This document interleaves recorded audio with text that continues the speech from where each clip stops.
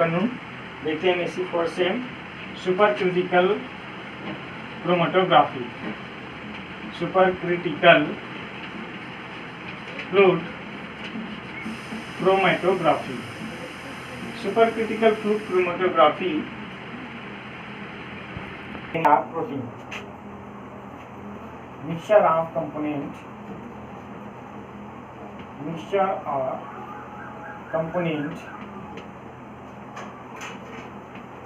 DNA और protein, इस प्रकार से। तो यहाँ पर हम देख रहे हैं fluid super critical fluid chromatography. तो यहाँ पर हम CO2 गैस को फ्लूइड के रूप में यूज किया जा रहा है यहाँ पर, और हम नियॉन, हीलियम, आर्गन और N2 और CO2 ये जो इनर्ट गैस हैं उसका उपयोग हम कर सकते हैं। तो जनरली हम CO2 का यहाँ पर देख रहे हैं सुपर क्रिटिकल फ्लूइड के रूप में, क्योंकि यहाँ पर CO2 जो है वो फ्लूइड के रूप में हम फॉर्म किए थे सबसे फर्स्ट टॉपिक में। तो देखेंगे ये जो सिलेंडर है उसमें CO2 भरा हुआ है मोबाइल फेस के रूप में। ये हो गया आपका मोबाइल फेस।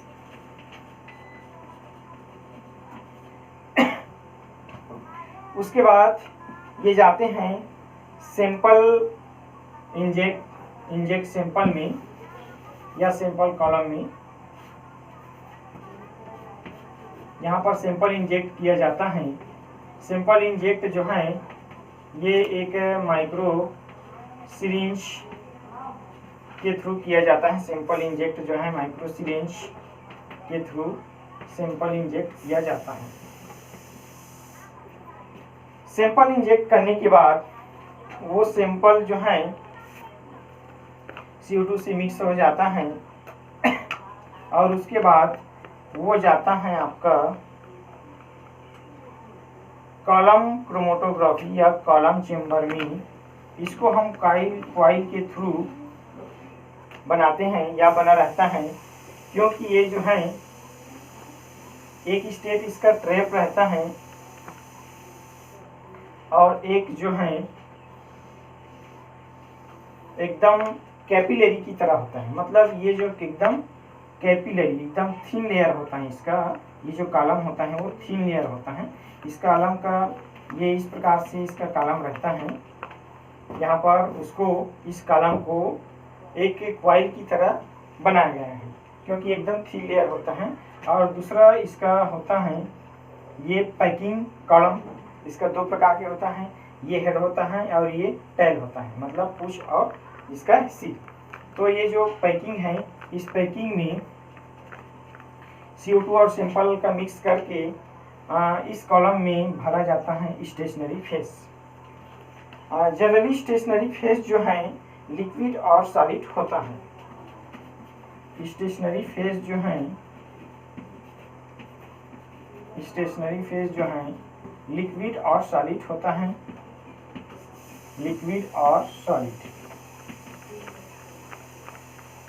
ये लिक्विड फेस जो है ये स्टेशनरी फेस जो है लिक्विड और सॉलिड भरा होता है इस कॉलम में।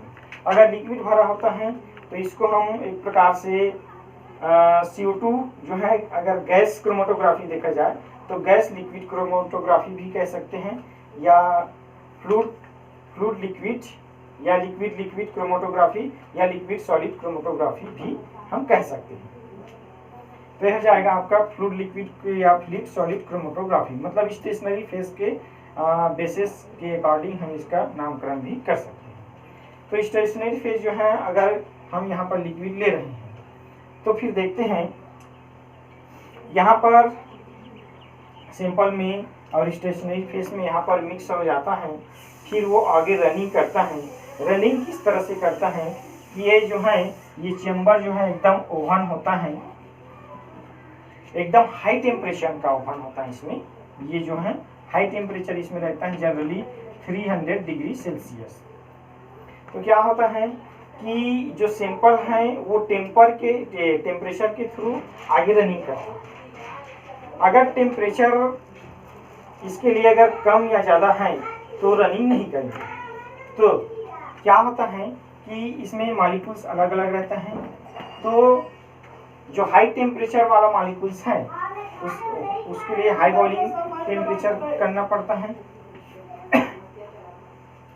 तो हाई बॉइलिंग टेम्परेचर मतलब जो मॉलिक्यूल्स हैं वो हाई बॉइलिंग के थ्रू अगर जाएगा तो लेट से जाएगा। हाई बॉइलिंग के थ्रू अगर वो जाएगा तो वो सबसे पहले लेट में जाएगा, और जिसका बॉइलिंग पॉइंट कम होता है उस मॉलिक्यूल्स का बॉइलिंग पॉइंट अगर कम होता है तो वो बॉइलिंग जो है रफ्तार से जाएगा, मतलब रफ्तार से रनिंग करेंगे, फास्ट रनिंग करेंगे। तो ये हो जाता है आपका डिटेक्टर। डिटेक्टर में पहुंचता है अगर दोनों का, अगर ये सिंपल में दो मॉलिक्यूल्स हैं, मान के चलिए एक बार समझा रहा हूँ। सिंपल में दो मॉलिक्यूल्स हैं, एक सिंपल जो है हाई बॉइलिंग टेम्परेचर वाला मॉलिक्यूल्स होता है और दूसरा मॉलिक्यूल जो है लो बॉइलिंग पॉइंट वाला मॉलिक्यूल्स होता है। तो हाई जो बॉइलिंग पॉइंट वाला जो मॉलिक्यूल्स हैं वो एकदम आराम से जाता है, और जो लो बॉइलिंग पॉइंट वाला जो मॉलिक्यूल्स हैं वो एकदम रफ्तार से जाकर डिटेक्ट में जाकर वो हमें कंप्यूटर में, यहाँ पर कंप्यूटर में वो ग्राफ प्लॉटेड देता है। तो क्या होता है, जो हाई वाला रहता है वो लेट से जाता है और उसका ग्राफ छोटा रहता है, और जो लो मॉलिक्यूल्स हैं वो रफ्तार से जाता है और उसका ग्राफ जो है पिक्स जो है बहुत बड़ा हमको प्राप्त होता है। इस प्रकार से ये जो सुपर क्रिटिकल फ्लूइड क्रोमेटोग्राफी है उसमें बॉइलिंग के बेस के थ्रू हमको ये प्राप्त होता है। अगर सैंपल का बॉइलिंग दो मॉलिक्यूल्स का सिंपल मिक्सचर ले रहे हैं और दोनों का बॉइलिंग टेम्परेचर सेम है, उस स्थिति में उस मॉलिक्यूल्स का हम देखेंगे साइज को। साइज जिसका बड़ा है वो एकदम लेट से रनिंग करेंगे, साइज जिसका छोटा है वो एकदम स्लो रनिंग करेंगे। इस प्रकार से हमको ग्राफ प्लॉटेड छोटा और बड़ा रिटेंशन ग्राफ प्लॉटेड होता है।